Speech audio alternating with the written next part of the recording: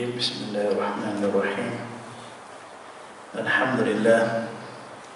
Wassalatu wassalamu ala Rasulillah wa ala alihi wa ashabihi wa man wala. Rabbi shrah li sadri wa yassir li amri wahlul 'uqdatam min lisani yafqahu qawli. Allahumma zidna 'ilman warzuqna fahman. Allahumma faqqihna fid din wa 'allimna ta'wil. Allahumma anfa'na bima 'allamtana wa 'allimna ma yanfa'una. Allahumma zidna 'ilma. Allahumma amin. Amma ba'd. Assalamualaikum warahmatullahi wabarakatuh. Segala pujian, segala sanjungan, segala ketaatan dan kepatuhan hanya layak dan milik bagi Allah Subhanahu wa taala. Dan khususnya saya ucapkan jazakumullah khairan jazak bagi para surau serta hadirin dan hadirat yang sudi meluangkan masa yang amat berharga dan menilai ini untuk kita meneruskan kehidupan yang masih lagi diizinkan Allah Ta'ala kepada kita dengan menghidupkan majlis ilmu di rumah Allah Subhanahu wa taala. Walaupun dalam keadaan kita sedang diuji, kita mohon kepada Allah Subhanahu wa taala dengan kesungguhan kita menuntut ilmu ini, Allah SWT akan melimpahkan bantuannya pada kita, pertolongannya untuk kita agar kita dapat kembali ke sebuah kehidupan yang lebih baik, dapat kembali mengimarahkan solat berjemaah, majlis-majlis ilmu, dan kita dapat taufik dan hidayah daripadanya serta diberikan kita kefahaman yang betul dan benar, dan juga diberikan kepada kita kekuatan daya dan upaya untuk beramal dengan setiap ilmu yang diberikan kepada kita. Allahumma amin. Muka surat batin 4:3. Okey. Qaul baligh. Betul, 4:3 kita cerita tentang qaulan baligh. Ini seni dakwah. Betul, kita sebelum ni kita dengan qaulan ma'rufah, ya. Jangan mengumpat, ya. Kemudian kita pergi pada qaulan baligh. Firman Allah Subhanahu wa taala, wa qul lahum fi anfusihim qaulan baligh. Dan berilah mereka nasihat dan katakanlah pada mereka perkataan yang bekas di hati. Istilah sekarang kita sentak lah. Wah, sentak power ni, kata-kata yang power, ya. Balagha ni asal sampai, okay. Baligh, itu biasa terdengar. Ini dah baligh ni, maknanya telah sampai usia taklif, usia taklif, dah sampai pada dia usia untuk dia dipertanggungjawabkan atas setiap perbuatan dia dan perkataan dia. Dan jadi bila Allah sebut qaulan baligh, makna digunakan asal makna lughawi, kata-kata yang sampai. Sampai ke mana? Bukan sampai ke telinga je, dia sampai ke dalam hati. Sebab tu kita tengok firman Allah Ta'ala tadi, wa kullahum fi anfusihim, dan katakanlah kepada mereka dengan kata-kata nasihat-nasihat, okay? Yang mana perkataan itu berbekas pada jiwa mereka, sampai pada jiwa mereka, sampai ke dalam hati mereka. Sebelum kita pergi terusnya, hati ini kita dah tahu dia umpama raja kepada semua anggota. Nabi kata apabila dia baik, hati ini baik, maka baiklah semua anggota yang lain. Itu prinsip yang jelas, ya? Jadi apa yang kita kata bahawa luaran tak sama dengan dalaman itu perkara biasa, itu tak betul. Maksudnya ukur luaran saya, hati saya ini baik, tak betul, ya? Jangan terima, itu prinsip yang memang batil. Dia apa yang ada di luar ini gambaran daripada di dalam. Jika berlaku sesuatu yang berlainan luar dan dalam, itu menunjukkan kita ada penyakit. Fi qulubihim maradun fazadahumullahu marada. Ada penyakit pada hati, ya. Apa penyakit itu? Penyakit nifaq. Na'udzubillah min dzalik. Orang munafik ini memang yaquluna bi afwahim ma laysa fi qulubihim. Mereka akan lafazkan, zahirkan sesuatu dengan mulut mereka, sedangkan benda itu tak ada dalam hati mereka. Mereka menzahirkan, apabila bertemu orang beriman, mereka kata kami beriman bersama kamu. Ya? Apabila mereka bertemu orang kafir, mereka mengisytiharkan kufur mereka. Itu hakikatnya. Hakikatnya mereka kufur. Ya? Jadi tuan-tuan, kita kena didik diri kita bahawa apa yang saya nampakkan pada zahir itulah sebenarnya dalam hati saya. Ya? Jika saya berusaha menzahirkan kebaikan, maka itulah yang ada dalam hati saya. Mustahil saya menyimpan kebaikan di hati, kemudian menzahirkan yang tak baik di luar, dan mengharapkan Allah akan mengambil kira apa yang di hati saja. Ya?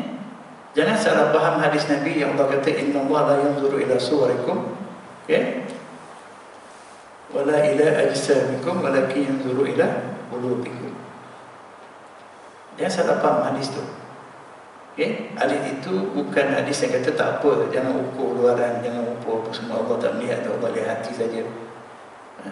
Tapi Allah, Nabi dah beritahu, Allah menegaskan kepada kita semata-mata menzahirkan luaran yang baik, ya, semata-mata menzahirkan luaran yang baik, tetapi dalamannya tak baik, itu tidak akan memberi apa-apa penilaian dari Allah Ta'ala.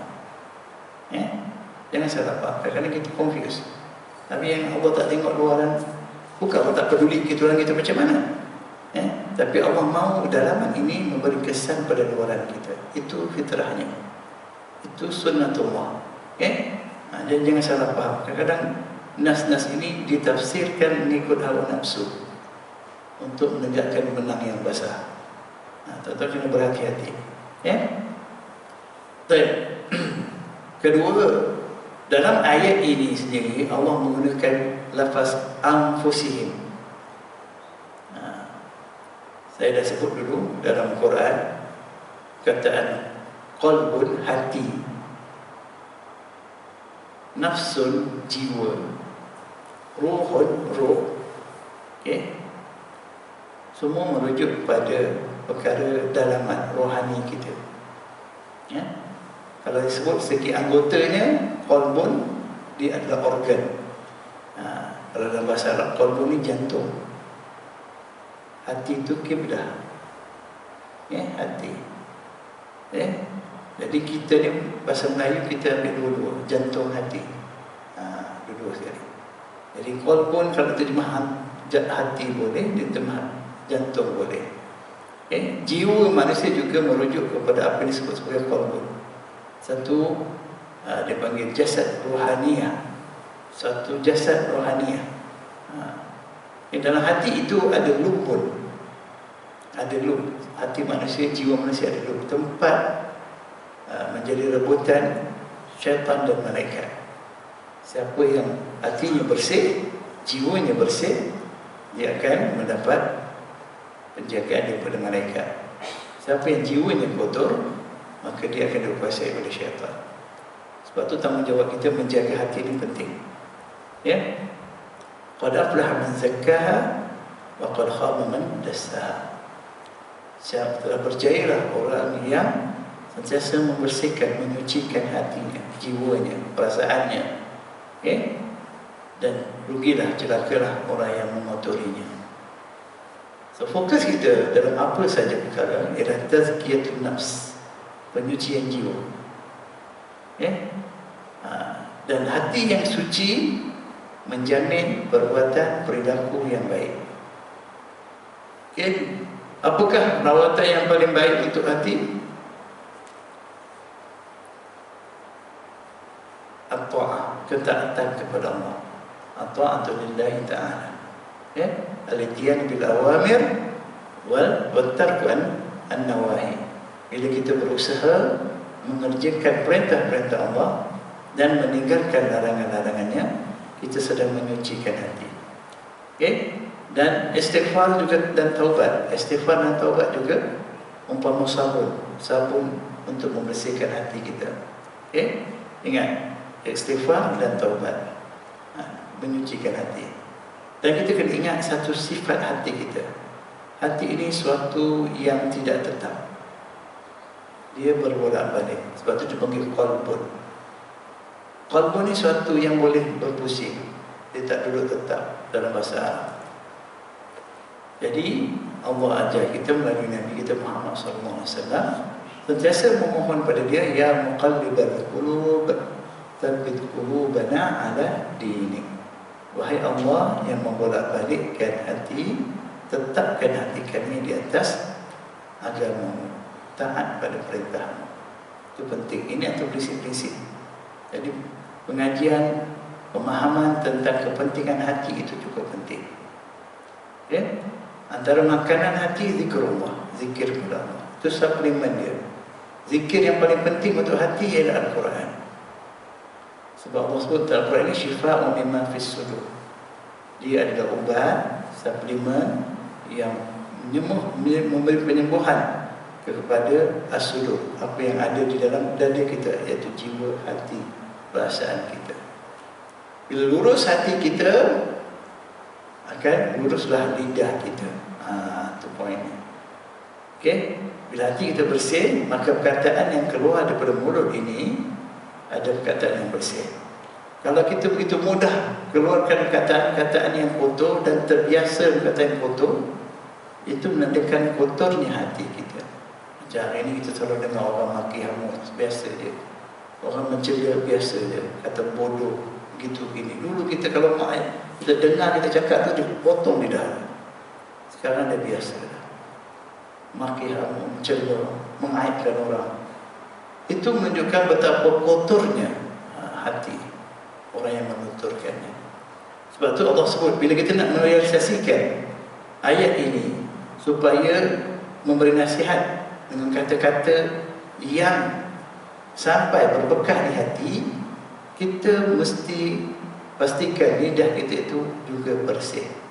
Hanya perkataan yang bersih yang akan membekas di hati manusia, memberi kesan yang positif, bekas yang positif. Hati-hati. Okay? Saya dah tulis buku tentang lidah, tuan-tuan pun dah banyak beli. Okay? Pentingnya menjaga lidah. Tapi kita tak mungkin akan jaga lidah kalau hati kita tidak bersih, tidak disinari cahaya petunjuk dari Allah SWT. Okay? Tak akan lurus lidah ini. Dan perkataan yang terbaik yang boleh memberi bekas kepada jiwa adalah perkataan Al-Quran. Ini dia.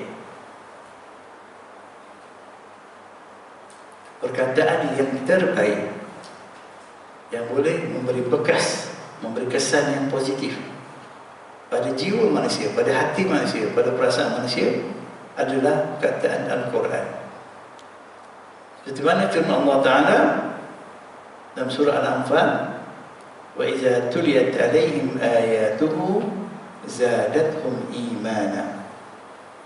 Ayat itu bermula, innamal mu'minuna alladhina idza dzukirallahu wajilat qulubuhum wa idza tuliyat alaihim ayatuhu zadatuhum imana. Surah Al-Anfal. Innamal mu'minuna alladhina idza dzukirallahu wajilat qulubuhum wa idza tuliyat alaihim ayatuhu zadatuhum imana wa ala rabbihim yatawakkalun. Surah Al-Anfal ayat 2. Hanya saja yang dikatakan seorang itu orang yang beriman adalah mereka idza dzukirallah, apabila disebut saja akan Allah, diperingatkan saja akan Allah, akan kebesarannya, keagungannya, kekuasaannya, maka apa jadi pada mereka? Wajilat qulubuhum, gemetar hati mereka. Hati itu, peranan hati itu penting. Berapa banyak hati yang langsung tak takut, tak gemetar dengan Allah Subhanahu Wa Taala. Berapa banyak hati orang yang mengaku Muslim, yang mengaku beriman, nak cerita orang kafir, janganlah. Cerita orang yang mengaku di Islam, dengar azan macam tak ada apa-apa kesan pada dia. Dia laungkan Allahu Akbar, Allahu Akbar. Dia sibuk dengan urusan dunianya, dia sibuk dengan perkara lahir.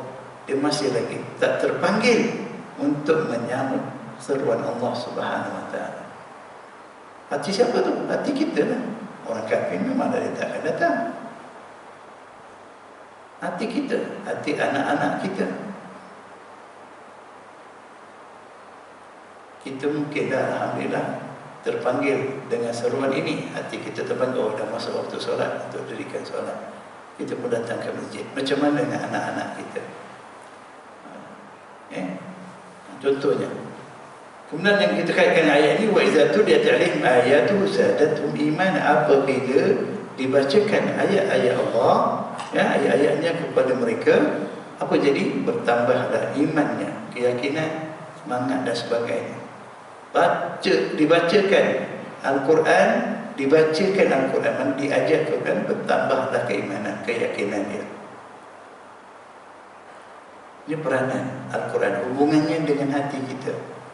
Dia merupakan suplemen yang paling penting untuk menambah kebaikan dalam jiwa kita, kekuatan dalaman, yang internal.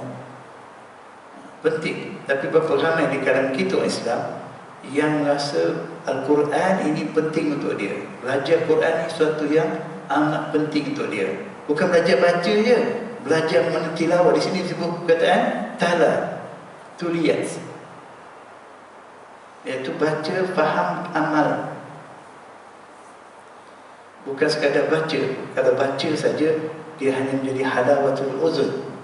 Dia jadi halwah hidung, telinga. Oh, sedap baca ni, sedap. Syekh ni aku suka baca ni, hebat. Syekh ni daripada Arab, daripada sini, wah bagus ni. Taranum lagi, gitu kita suka. Kita nak Al-Quran tu menjadi tilawah yang membekas pada hati kita.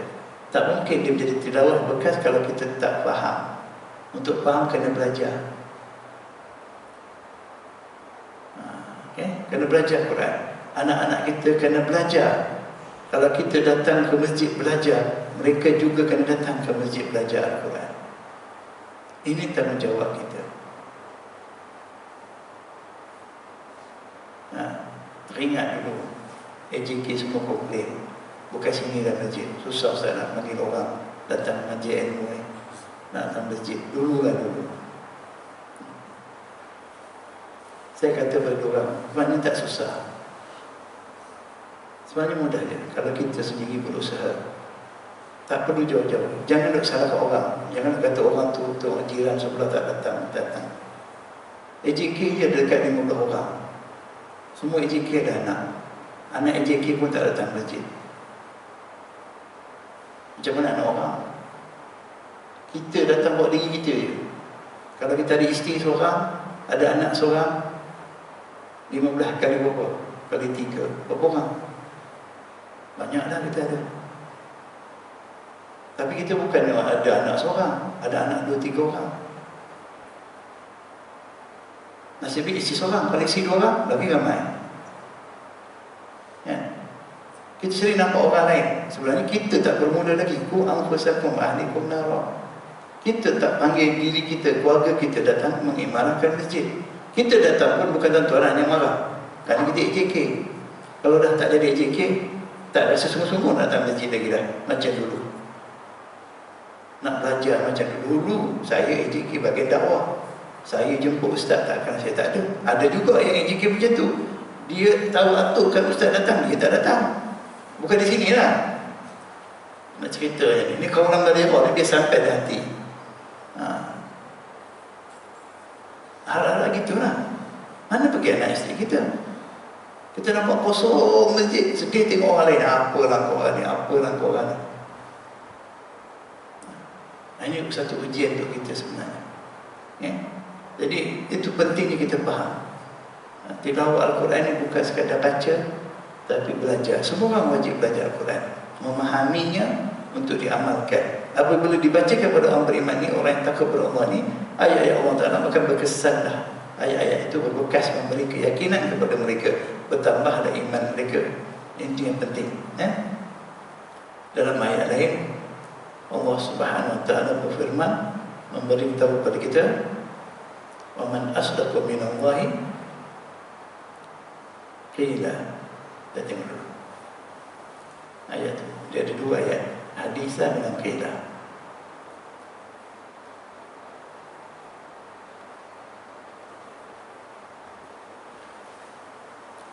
Wa man asdaqu minallahi haditha. Satu. Okey.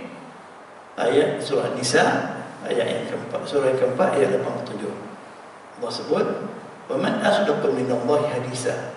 Di penghujung ayat ini Allah sebut, ya siapakah yang lebih benar perkataannya daripada perkataan Allah. Kalau kita mau hati kita bersih, kita kena isi dia dengan perkataan-perkataan yang benar. Telinga ni kena dengar yang benar, dia akan berbekas yang baik dalam hati ini. Dalam surah Nisa juga ayat 122 Allah sebut wa man asdaqu minallahi qila. Yang sama juga. Siapakah yang lebih benar perkataannya daripada Allah Ta'ala? Tak ada. Hanya perkataan-perkataan Allah yang perlu kita. Kalau kita dengar perkataan manusia hari ini khususnya dalam berbagai bentuk perkataan itu, tulisannya, viralnya, dengan gadgetnya, media masih ada, berapa persen kebenaran daripada perkataan tersebut? Terlalu sikit sangat. Sikit sangat. Lebih banyak yang dusta, yang tak berfaedah lawa. Bila banyak mendengar perkataan-perkataan yang lawa, yang dusta, hati kita rosak. Lebih banyak dengar benda-benda nyanyian, hiburan. Na'udzubillah, rosak. Sebab tu kita kena dengar Al-Quran, kita kena baca, kita kena dengar. Penting. Dalam surah Nisa ayat, tuan-tuan ingat, tulis, kalau boleh tulis ayat 87, ayat 122. Penting ni. Dan itulah sebabnya dalam seni mempengaruhi manusia, dalam berpidato dan dalam bersyarah, seorang pemimpin atau penceramah mesti memperbanyakkan menyebut ayat-ayat Al-Quran yang dibaca di dalam bahasa Arab yang fasih. Bukan terjemahannya. Al-Quran ni, dia punya mukjizahnya bukan terjemahan dia, tapi Arabi yang mubinah, Arab, kata Arab yang jelas itu, yang fasih. Allah turunkan Al-Quran ini dalam bahasa Arab. Banyak kali Allah sebut, antaranya maaf,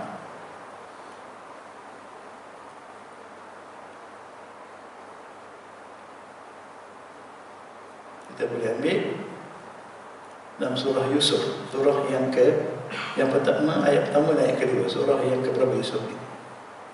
Alif Lam Ra, tilka ayatul kitabil mubin, inna anzalnahu Qur'anan Arabiyyan la'allakum ta'qilun. Surah Yusuf. Alif Lam Ra, itulah ayat-ayat kitab ini, Al-Quran yang terang. Kenapa Al-Quran yang terang?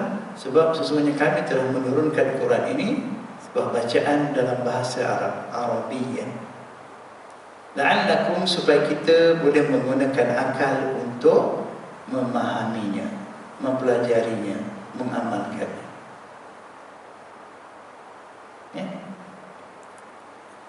Jadi itu. Banyakkan menyebut atau membacakan ayat-ayat Allah Ta'ala. Dalam kalau kita bercakap, biar banyak ayat Allah daripada perkataan kita sendiri. Bila kita menulis, biar banyak ayat-ayat Allah daripada perkataan kita sendiri. Tapi hari ini orang tak suka kalau ceramah banyak Quran, banyak hadis. Berat sangat Ustaz. Tak seronok lah. Tapi kalau ceramah atau penulisan ada banyak perkara-perkara lawa, hiburan, nyanyian, lawak jenaka, power Ustaz ni.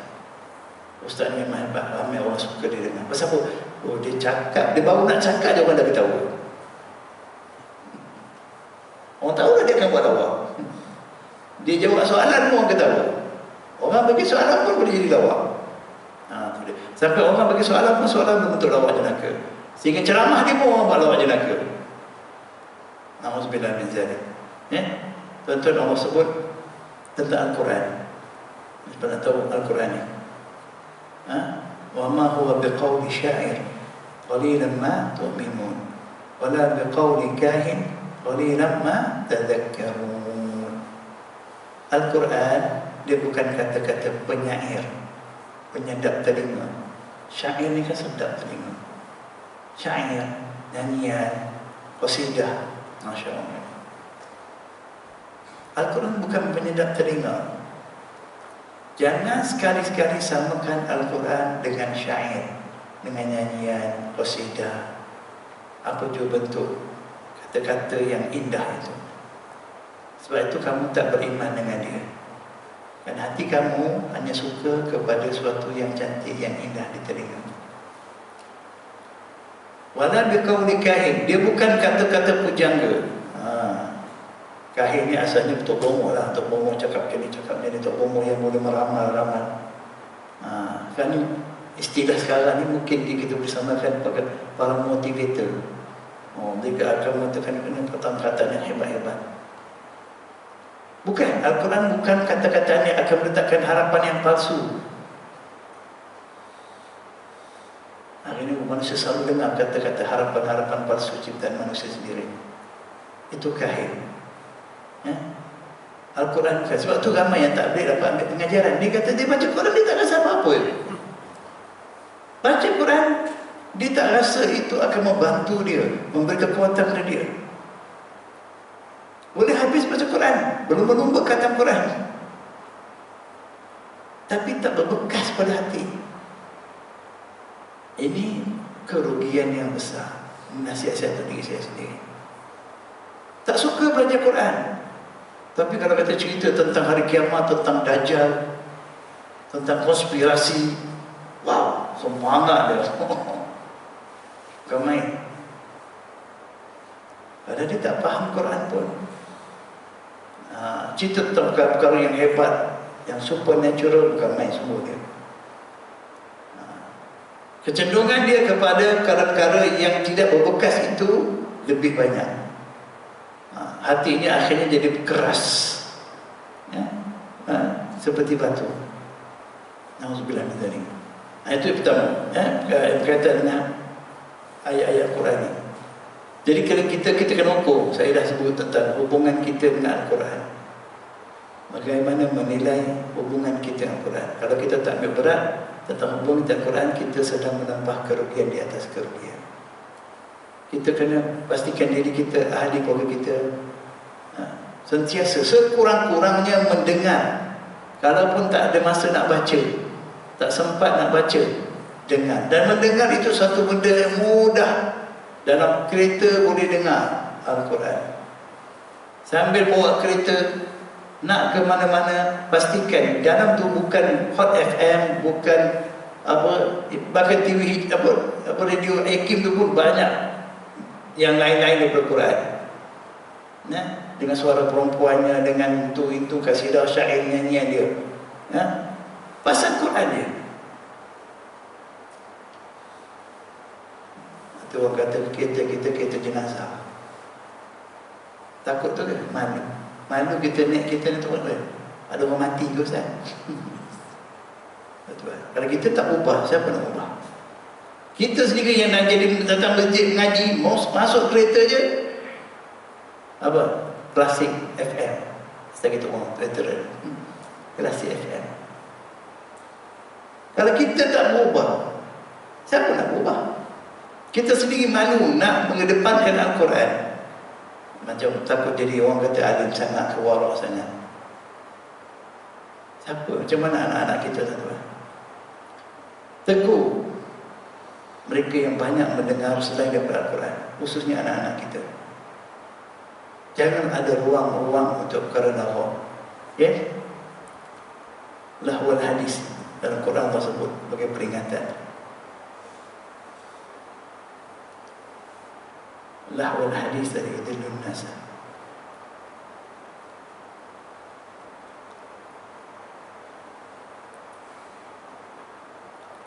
Dalam surah Luqman, surah yang ke-31 ayat 6, Allah sebut wa minan nasi man yashtari lahwal hadisi liyudilla an sabilillahi bighairi 'ilm wa yattakhidha huzwa ulaika lahum 'adzabun muhin.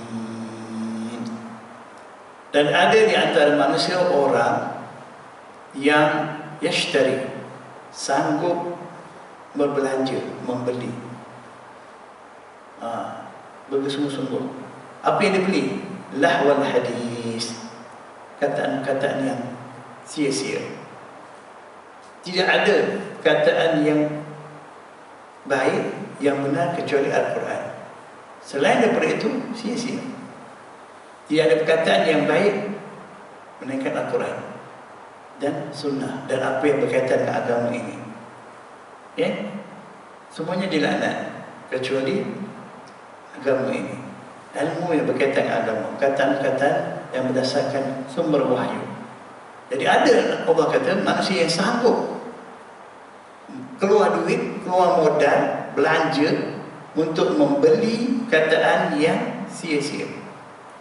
Nak dengar lagu, nak dengar nyanyian, sanggup nak bayar beribu-ribu untuk dengar ceramah motivasi, untuk jadi kaya, jadi orang hebat, sanggup. Tapi datang belajar agama, percuma je pun. Kalau kena bayar pun tak ada puluh-puluh ribu. Kita tak sanggup. Sedangkan kataan itu, dia sedar tak sedar, yudillu an sabilillah.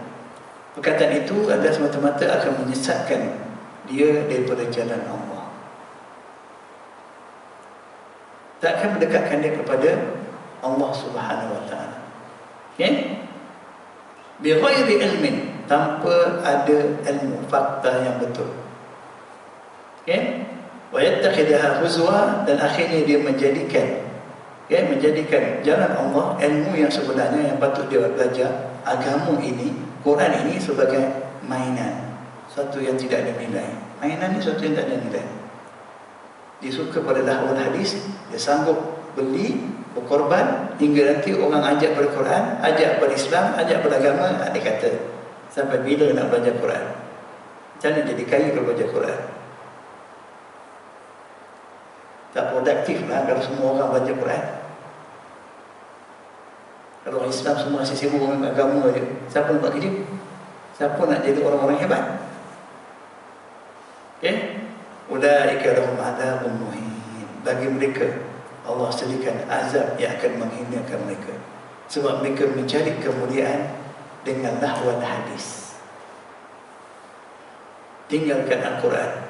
Jadi gantinya nanti mereka dapat balasan atas perbuatan mereka sendiri. Mereka akan diazab, bukan azab yang semata-mata azab yang biasa-biasa, tapi azab yang menghina mereka, menjadikan mereka hina dina. Na'udzubillah min dzalik. Tuan-tuan, itu perfungsian untuk pagi ini. Ada satu lagi tajuk, mewujudkan suasana kasih sayang dan tolong menolong. Firman Allah Ta'ala, wa ta'awanu 'alal birri wat taqwa wa la ta'awanu 'alal itsmi wal 'udwan. Ini maksud di prinsip kasih sayang, hubungan kerjasama kita, teamwork apa lagi, kerjasama, gotong royong. Kita memang kononnya orang Melayu ni, masyarakat Nusantara ni memang suka buat kerja sama-sama. Kalau buat kundi sama-sama, semua sama-sama, gathering semua ada lah. Selalu berkumpul, buat majlis. Tapi kita bukan Melayu saja, bukan masyarakat Nusantara, kita orang Islam. Kita orang Islam, kita ada prinsip yang Allah tetapkan, manhaj, dasar-dasar yang telah Allah tetapkan. Dalam konsep ini, Allah nak kita bekerja sama, berkumpul, berjemaah dengan prinsip wa ta'awanu 'alal birri wat taqwa. Tujuan kita berkumpul, bekerja sama adalah untuk saling bantu-membantu, tolong-menolong, bahu-membahu dalam perkara yang merupakan kebajikan, albir, kebaikan. Apa dia bir? Apa dia kebaikan? Setiap perkara yang Allah kasih dan Allah redha. Maka jadilah dia bir, itu maknanya amalun soleh. Maka jadilah bir, itu maknanya ibadah. Yang Allah sebutkan kebajikan, kebaikan itu bukan mengikut ukuran kita. Allah suruh kita tolong menolong dalam perkara yang perkara yang dia kasihi, yang dia redai. Allah kasih kepada setiap perkara yang diperintahkannya pada kita. Seperti solat, Allah suruh kita solat. Allah suruh kita membayar zakat. Allah suruh kita buat tolong menolong dalam perkara-perkara yang seperti bir tadi. Itu yang Allah kasih. Tapi banyak perkara yang kita buat, yang Allah kasih itu, yang suruh itu, Allah tak redha. Kita solat, Allah tak redha. Contohnya, bila solat itu bukan kerana Allah. Walaupun kita buat perintah Allah, kita solat bukan kerana Allah, kita bayar zakat, bersedekah, bantu orang, bukakan Allah. Maka walaupun itu amalan yang Allah kasih, tapi Allah tak redha, maknanya Allah tak terima. Na'udzubillah min dzalik.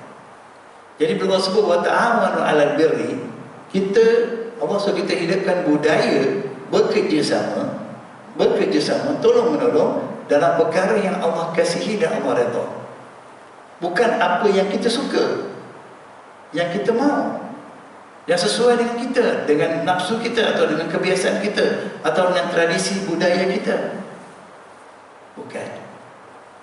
Okay? Itu prinsip pertama. Kemudian perkara itu mestilah wattaqwa, yang menjuruskan kerja yang kita buat ini, tolong menolong ini, menjuruskan kita kepada pembinaan takwa. Perasaan takut akan kemurkaan Allah Subhanahu Wa Taala. Kalau kita buat majlis apa pun, buat program apa pun, pastikan dia adalah bir. Ada apa yang Allah kasih dan apa yang Allah redha. Okay? Dan kita letakkan matlamat utama dia ialah melahirkan takwa. Satu contoh program jamaah yang Allah wajibkan kepada kita, apa dia? Kalau harian solat fardu berjemaah 5 kali. Kalau mingguan solat Jumaat. Kalau tahunan solat raya, sunat je lah. Solat raya ada 2 kali. Okay? Kalau semua hidup sekali, haji.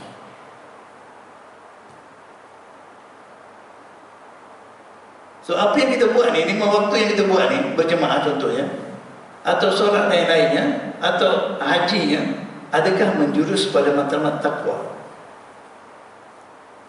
Itu kita punya penilaian yang nak kita capai. Kena tak ikut panduan Allah.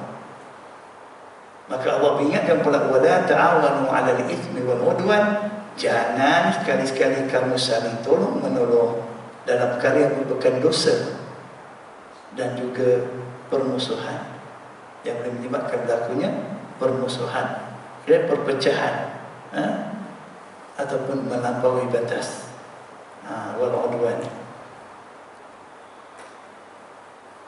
Nampak tak? Kita kena tengok. Hari ini kita buat program, kita suka kumpul orang untuk apa?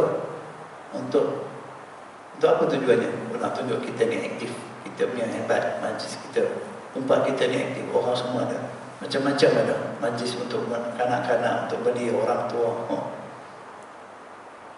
Berapa banyak perkara maksiat dalam perkara yang kita buat. Kita buat family day, gathering, siap dengan karaoke, campur lelaki perempuan, sepupu sepipi yang bukan mahram pun sama. Tapi kita kata untuk ukhuwah, untuk menempatkan satu rahim. Matlamat satu rahim itu cantik, tapi cara kita tak cantik, tak sampai, Allah tak redha. Contohnya, kita sanggup belanja duit kan, buat gathering, tiap tahun wajib kumpul semua, anak cucu cicit semua kumpul. Apa kita buat? Adakah membawa jurusnya pada takwa kepada Allah? Atau sekadar bawa balik t-shirt ada nama kumpul keluarga kita semua, bawa balik kenangan manis dan pahit. Kali ini tak best lah, tak best, tempat tak sesuai. Dan kali jangan harap diorang kalau buat kerja tak jadi. Jom kita tahun depan kita buat tempat best, happening. Wah, kita mula dah bibit-bibit permusuhan. Betul tak? Kita buat majlis perkahwinan, apa tujuannya? Adakah untuk tolong-menolong dan kebaikan dan kebajikan sehingga menjurus pada takwa? Kena cek juga lah majlis perkahwinan. Saya share satu pengalaman baru saya. Satu share. Lepas kuliah subuh, Ustaz, boleh tahnik tak baby? Yang sekarang ni kan masuk ke tahnik kan. Tahnik tu Allah suruh kan, sunnah Nabi. Dah masuk tahnik, tak kata tak boleh, benda baik kan. Ustaz, kita pergi jemput pergi rumah, bakar rumah yang ni kat masjid ya, pergi rumah. Sampai-sampai je tengok budak perempuan pakai baju putih, cantik bunga-bunga, rumah dihias dengan bunga, bakul besar cantik, ada baby dalam. Contohnya siap ada kapet semua cantik lah, ada kanopi, 2-3 kanopi. Wow, ini macam kedua kahwin, kalah kedua kahwin rumah saya. Cantik Wah, kita dah mula rasa lah, ni apa benda ni, tahnik ke apa benda. Lepas tu masuk dalam, ramai duduk kat luar ni, yang masuk dalam JK masjid tu tiba orang nak tahnik baby. Saya rasa tak sedar hati, saya kata mari semua datang, saya nak bagi sikit tazkirah tentang tahnik supaya kita tahu sebenarnya apa tu tahnik. Susah nak ajak orang duduk di meja tu tunggu hidangan. Bukan senang. Tuan rumah pun tak ada tujuan nak ajak orang masuk dalam tu, dia nak bagi makan je. Bila saya panggil, datanglah beberapa orang datang, tambahlah sikit jumlah ramai sikit dalam rumah. Tanya dia apa tu tahnik pada mak bapak si bayi. Dia pun tak tahu. Tapi kenapa dapat tahnik? Atuk dia suruh buat. Okay, buat. Sebenarnya bapak mertua dia lah suruh buat. Saya pun katakan tahnik ni bila? Dia tanya, bila patut buat tahnik? Tak tahu Ustaz. Lahir je patut kena tahnik. Tahnik ni lahir je buat. Itu yang Allah suka dan Allah redha. Okay? Siapa boleh buat tahnik? Semua orang boleh buat. Kalau bapak-bapak lah. Kalau mak yang melahirkan tu mampu, dia nak buat, dia boleh tahnik. Kalau nenek dia pun boleh. Tak payah panggil ustaz. Tapi kalau kata bukan salah. Nak ambil barakah juga adalah kebaikan. Boleh panggil ustaz. Tapi bayi tu dah 2 bulan baru nak tahnik, macam mana?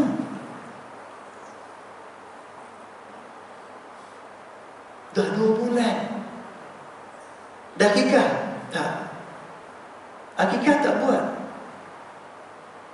Kalau secara kasar saya kira dengan jumlah kanopi yang ada, dengan hidangan yang ada, dah boleh sembelih seekor kambing. Dah boleh sembelih seekor kambing. Lebih. Kanopi 250 satu. Ada 3 kanopi. Hidangan lagi. Dengan segala macam pakaian, kakak-kakak adik-adik dia pakai yang tu macam kahwin kan, dia ada bride, ada yang budak-budak ada pakai macam tu. Dah boleh seekor, mungkin 2 ekor kambing disembelih. So apa yang kita buat sebenarnya? Kita buat agama kita ke kita buat tradisi kita? Mana kerjasama kita? Ni atuk dia yang buat Ustaz, atuk dia yang suruh buat gitu gini. Atuk tolong untuk cucu dia. Tapi atuk pun tak faham, kita pun tak faham, AJK masjid pun tak reti. Minta maaf. Contoh minta maaf. Tahnik itu sunnah. Perintah Allah. Perkara yang Allah redha, Allah kasih. Tapi kalau kita buat cara tak betul, dia tak jadi bekas yang baik kepada kita. Akikah itu perintah Allah. Tahnik hari pertama, akikah hari ke-7. Untuk fikirkan macam mana agama kita. Kenapa jadi gitu? Kita nak seronok aja, panggil makan, minum, orang datang. Orang yang datang pun nak seronok aja. Dia pun tak tahu apa sebenarnya nak buat. Dah orang jemput makan, dah jadi kebiasaan kita kan. Kenduri, lepas kuliah, kenduri. Itu kena tahlil, kena gitu. Wih, ajak nak ambil ilmu, panggil tak mahu. Taubat lah lepas ni tak panggil Ustaz Razak. Ustaz Razak dapat kain melekat, cenderung hati untuk Ustaz. Alhamdulillah. Tapi nak cerita kita ni, apa kita faham tentang agama ni? Apa kita faham tentang ta'awun 'alal birri wat taqwa? Apa yang kita faham? Allah kata jangan tolong-menolong dalam perkara yang merupakan dosa dan yang melampau, yang menyebabkan permusuhan sesama kita. Kadang-kadang kita buat perkara semata-mata untuk keseronokan hawa nafsu kita, dan kita kata ini untuk agama, untuk satu rahim, untuk itu dan begini. Na'udzubillah min zalik. Jadi dalam membentukkan kumpulan atau masyarakat yang terbaik, pertama sekali kita kena pastikan siapa sebenarnya musuh kita. Itu tajuk selepas ini. Kena berhenti dah kan? Kena berhenti dah. Dah terajak saja. Tajuk selepas ini tentang enemy, musuh kita. Siapakah musuh kita? InsyaAllah kita akan lihat pada pelajaran yang akan datang. Tuan-tuan, sekali lagi saya minta maaf kalau ada apa yang saya kata saya sampaikan itu suatu yang tidak menyedapkan telinga mendengarnya. Tapi kalau ia adalah perkataan yang berbekas pada hati kita, memberi kebaikan, semoga itu adalah satu rahmat daripada Allah Ta'ala, yang baik daripada Allah Subhanahu Wa Ta'ala. Yang salah dan silap itu atas kelemahan saya sendiri. Wabillahi taufiq wal hidayah. Assalamualaikum warahmatullahi wabarakatuh. Subhanallah wa bihamdika asyhadu an la ilaha illa anta astaghfiruka wa atubu ilaik. Subhanallah wa bihamdika asyhadu an la ilaha illa anta أستغفرك وأتوب إليك. سبحانك اللهم وبحمدك أشهد أن لا إله إلا أنت أستغفرك وأتوب إليك. بسم الله الرحمن الرحيم. والعصر إن الإنسان لفي خسر إلا الذين آمنوا وعملوا الصالحات